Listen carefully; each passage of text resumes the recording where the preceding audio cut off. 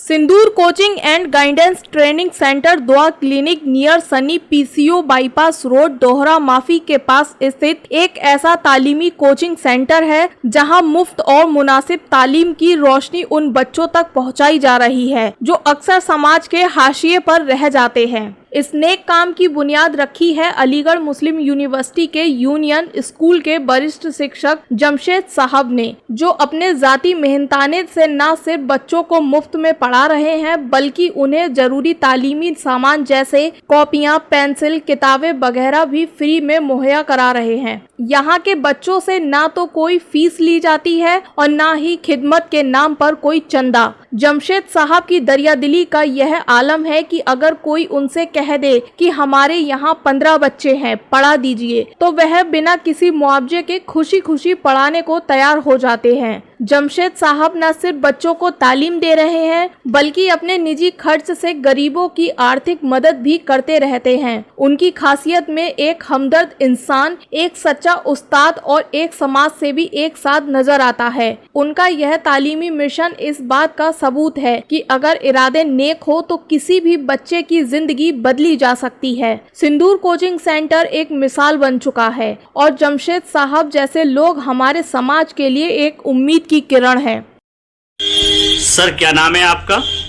मेरा नाम जमशेद खान है। सर, आप जो गरीब बच्चों के लिए कोचिंग चला रहे हैं फ्री ऑफ कॉस्ट, उसको लेकर क्या मोटिव है आपका? सर, हमारा मोटिव सर ये है कि जो गरीब तबके के लोग हैं उनको जिंदगी गुजर बसर करने का जो अंदाज है उसमें बच्चों को पढ़ा लिखा करके अच्छा से अच्छा बनाने से वो भी जिंदगी में कुछ कर सके।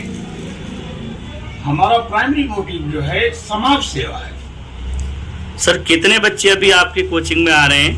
सर, अभी तो मैंने 1-2 दिन पहले ही मतलब इसका सब ये किया है। ज़्यादा से ज़्यादा 10 बच्चे 20 बच्चे आते होंगे, लेकिन मेरे दिल का अरमान जो है 100 बच्चों को फायदा पहुंचाने से है।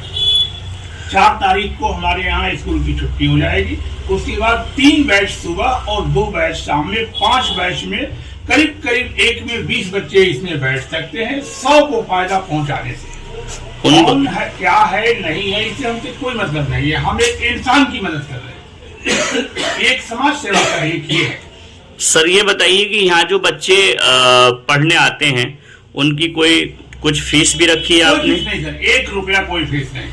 हम पेन, 4 कलर की स्केल, रफ सब कुछ अपने पास से देते हैं। पढ़ने का मटेरियल भी आप ही दे रहे हैं? बिल्कुल, मेरे सामने आपको फोटो से खींच के देख लीजिए, जो इतना सामने रखा हुआ। तो सर, इसको करने के लिए कोई फंडिंग कहीं से ले रहे हैं आप? कोई फंडिंग नहीं सर, 1 रुपया हमने किसी से 1 पैसा लिया, अपने सैलरी से मतलब वो करता हूँ। स्कूल में भी मैं क्लास में पढ़ाता हूँ, ए में भी, हाई स्कूल बॉयज में क्लास में जाता हूँ तो 100 पेन लेके जाता हूँ।